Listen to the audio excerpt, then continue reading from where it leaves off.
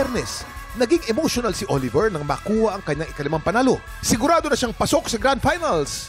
Pero magtuloy-tuloy kaya ang panalo niya upang makapag-uwi ng mas malaking cash prize. Sama-sama nating saksihan ang kanyang kampiyon journey dito sa Tanghalan ng Kampiyon!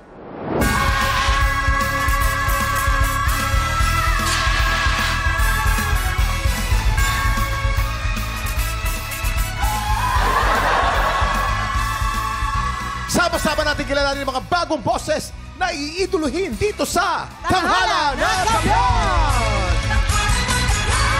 Nagbabalik ang ating inampalan. Ito na po, singer, songwriter, and record producer, Daryl Ong!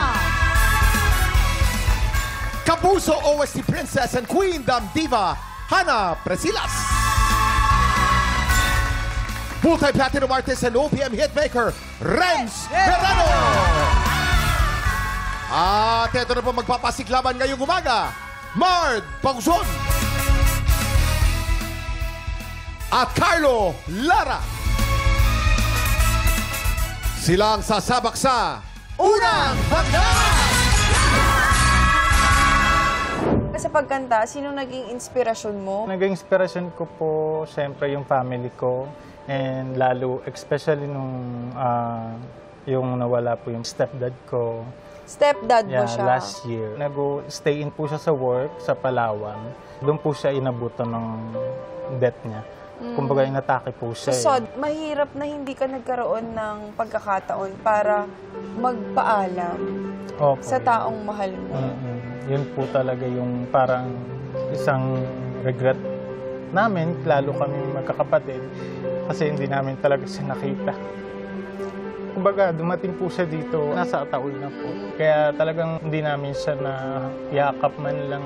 Pero kung meron kang mensahe para sa kanya? Paalam ko, proud na proud ka sa aming magkakapatid. At alam ko gusto mo itong nangyayari ngayon na nandito ko sa TV. And maraming salamat kasi nung ako pa lang, yung anak mo, talagang tinaguyod mo kami. Mahal na mahal ko kayo. Mard Pangson from Malabon. Hi, Hello Mard. po. F na F. Diba? F na F nyo. Thank you po. Mard, ang balita ko, yung LGBTQ plus ka, no? Yes Yung partner po, yes. mo ay dating contestant dito sa Tanghalan ng Kampiyon. Opo, season 1 po. Season 1. Season 1. Nandito ba siya? Opo, kasama ko po na sa audience. Yun. Ayan, Ayun si pala Iro po. naman. Hi! Of course. No, we remember. Naghaharanahan sila. Pero ang linis ng kanta mo. Ang sarap mong pakinggan. Nasarapan Thank you din po. kaya makinig ang ating mga inampalan. Alamin natin. Hi, Mar! Hello po. Okay, sa performance mo naman, napansin ko na sobrang relaxed mo dun sa mga birit parts, matataas na notes, na kuha mo siya. Ang problema doon, siguro masyado mong na-practice, na-focus mo yung high notes. Pagdating sa low notes naman sa mga verses, medyo shaky siya pakinggan. Hindi ko alam, kinakabahan ka ba? Nilalamig? Nung una po. Nung una. Kinakabahan. Hindi naman talaga may iwasan yon. Ang kailangan mo lang talaga doon, tip ko lang sa'yo, kailangan ng lakas ng tiyan. Para kahit anong kaba mo, mawawala yan kapag alam ng tiyan mong may lakas. Hana, tanong lang, paano pinapalakas ang tiyan sa pagkanta? Oo nga. Nakaupo talagang iniipit ko yung tiyan ko. Yung tuhod ko andito na. Para kang nagwo-workout. Fineflex mo Yes. yung diaphragm o yung abs mo. Kasi magagamit mo yan. Kahit nagsasalita ako hanggang ngayon, nadala ko na siya. Na pag hinawakan mo ang tiyan ko, matigas siya. So, yun lang naman ang napansin ko dun sa performance mo, sa boses, voice quality, wala akong question dun. Congratulations. Thank you po. Hi, Mard!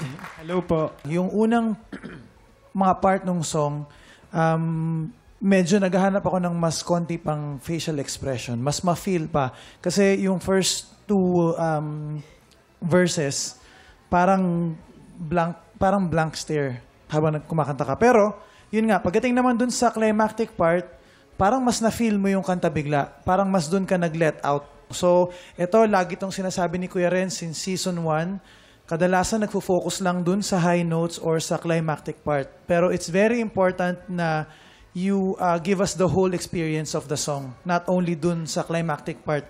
Ikwento mo siya ng buo sa amin. Ihatid mo siya. yun dun sa part na and pain is all around, nag-switch ka ng register, parang nag-head resonance ka bigla. Make sure lang na kung gaano kalakas yung chest, medyo habulin mo yung lakas ng head para hindi siya magtunog na and pain. Parang humina siya eh. So, and pain is all. Para, ano pa rin, hindi halata.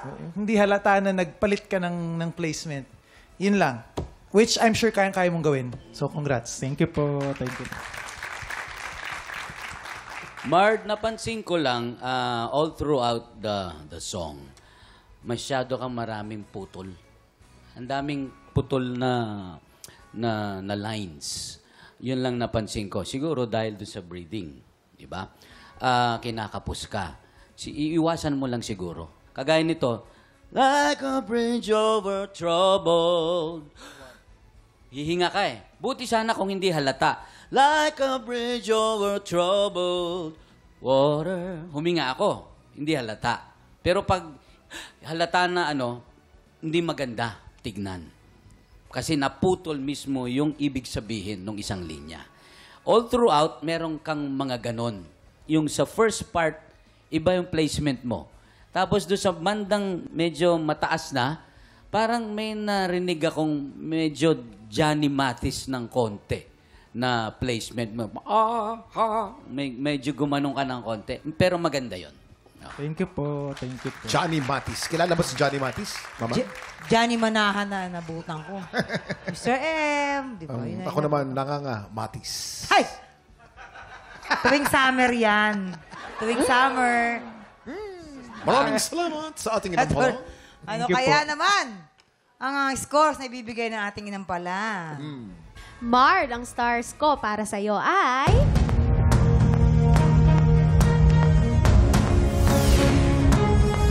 Tatlong stars ang binigay ni Hana. Thank you po. Mard, ang stars na binigay ko sa'yo today ay...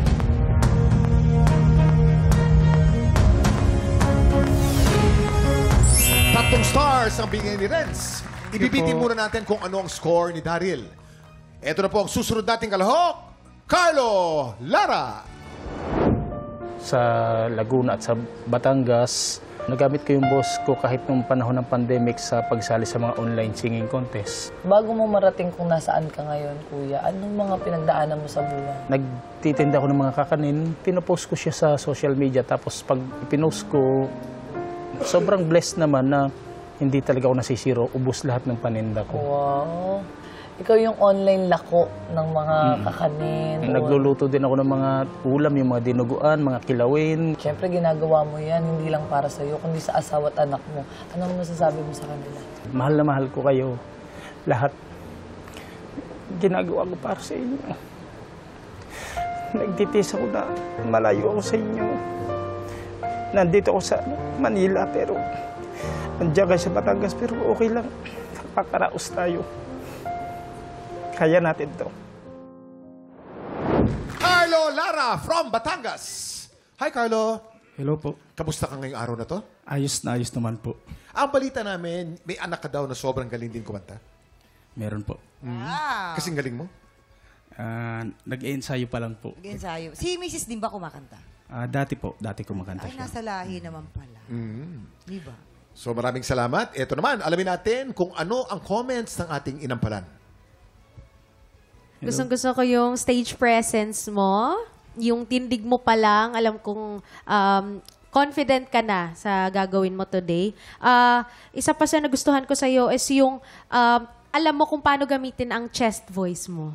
Yun ang placement na ginamit mo. So, technical-wise,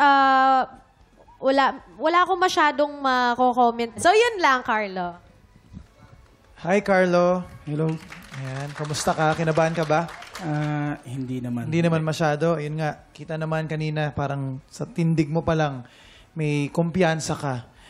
Actually, napansin ko, may pagka-similar din sa naunang kalahok sa'yo. Especially sa unang part, medyo nahihinaan ako sa boses mo.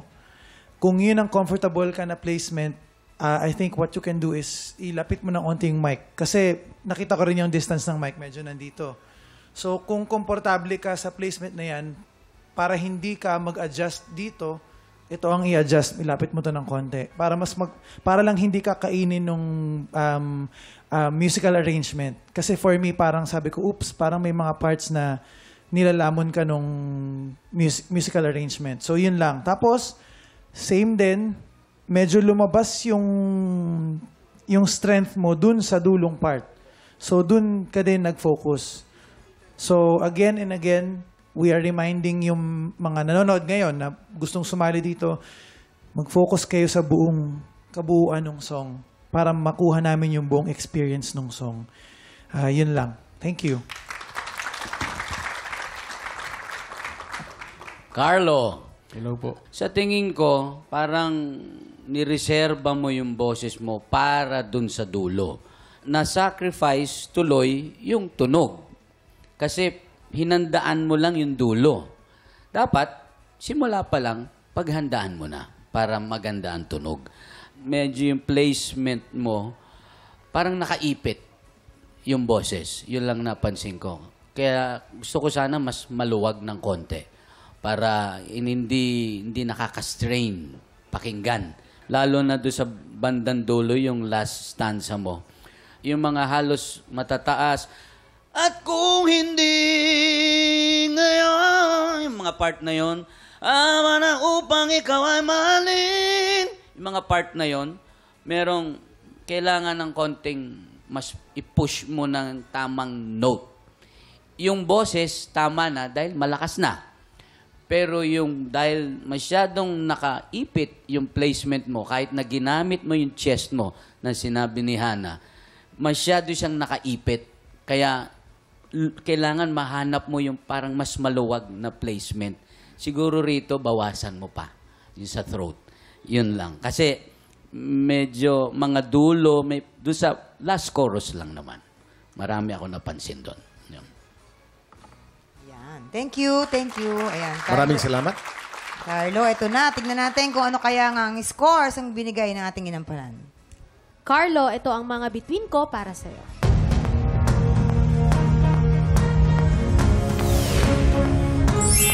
Tatlong bituin mula kay Hana.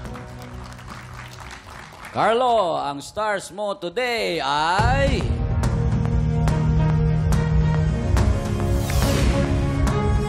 3 stars from Renz. Mamaya na po natin ipapakita ang scores ni Daryl. So far po, si Mard po ay meron ng 6 stars. Sa si Carlo naman, 6 stars. Malapit na malapit po ang laban ngayon. Samantala mga tiktropa, baka ikaw na ang susunod na kampiyon ng tanghalan. Kung paano mag-audition, please watch this.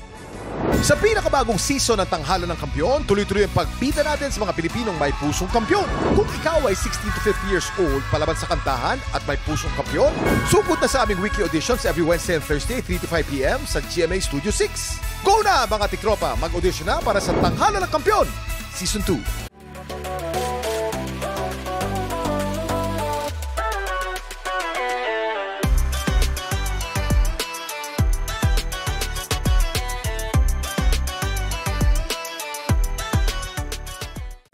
Tiktropa, pinanood mo hanggang sa dulo itong video na ito? Abay, very good ka! For more happy time, watch more TikTok Lock videos on our official social media pages and subscribe to GMA Network official YouTube channel.